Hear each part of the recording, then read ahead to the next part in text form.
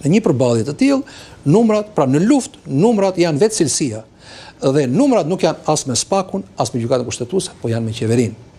Nga ana tjetër, mbërkraja e ndërkombëtarëve, sado e lavdërueshme të jetë, ajo njeh limitet e veta, që do të thotë, ata janë përtej jurisdiksionit të tyre territorial, për të ofruar një mbështetje në kuptimin e plotës së fjale për SPAK-un. E dyta, mund të keq kuptoheshe këmbgulja e tyre për ta mbështetur SPAK-un kundër një zyrtari të lartë qeverisë, si një ndërhyrje në punët e brendshme të një shteti partner, sepse unë pash aty ambasadorin holandez, Holanda është partneri i rëndësishëm i shtetit shqiptar, e ngarkuara me punën e ambasadës së Shtetit Bashkuar të Amerikës.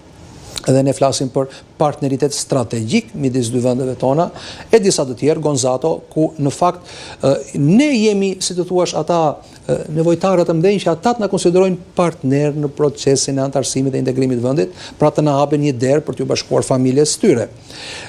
Në cilin do rast ata vetë, jo vetëm sepse janë diplomat dhe kuptojnë limitet e veprimtarisë tyre, por për te një mbështetje e cila lexohet, kështu siç kemi lexuar ne, pra jemi këtu për t'ju dhënë mbështetje, unë nuk mendoj se shkon dot më tej. Nëse do të ishte një mbështetje e cila ka përcen këtë frazë apo konotacionin e kësaj fraze dhe shkon në ndërhyrje, kjo pastaj është vepër penale, është e qortueshme. Kryeministri i vendit të ishte apo presidenti i Republikës ose e merr telefon, dëgjoj, këtë ma fut pak brenda ose këtë tjetrin nxirr më ose mos ma heto, ne do të skandalizoheshim. Dhe mendoj që standardi është të skandalizohemi edhe nëse një ambasador e merr telefon dhe thotë fut ma brenda këtë ministre ose mos e fut brenda këtë zëvendësministre. Thënë gjitha këto, mbështetja ndërkombëtarëve është e paqortueshme deri më tani, por brenda limiteve, pra njeh për mendimin tim limitet e veta. Përveç se, dhe këtu unë hap një kapitull që hyn në teoritë konspirative, për të mbajtur një leverage, ndërkombëtarët kanë investuar fuqimisht tek SPAK-u që kur në lojë apo në diskutim janë interesat të tyre dhe ndërkombëtarët, çdo ambasador që vjen, kur bën prezantimin e letrave kredenciale, përdor një frazë standard. Fjala vjen: Holanda ka interesa për të mbrojtur në Shqipëri.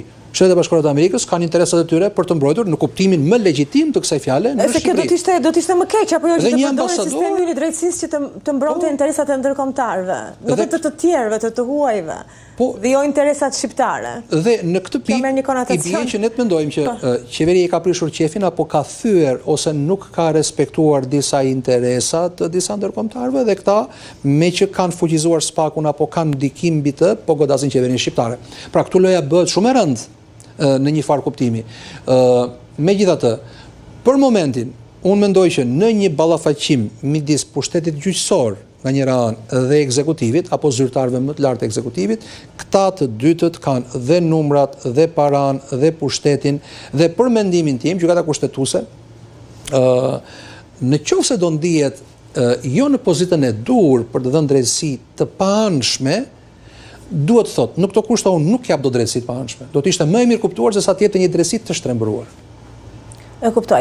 Unë i falenderoj shumë zoti Shella për analizën që na bët. Mund të them me plot gojën që ndihem shumë e sqaruar se sa para se të hynim në këtë intervistë dhe mendoj që po kështu edhe publiku, pasi ju bët një analizë shumë të hollësishme të gjithë aspektit ligjor dhe të kuptueshme për të gjithë.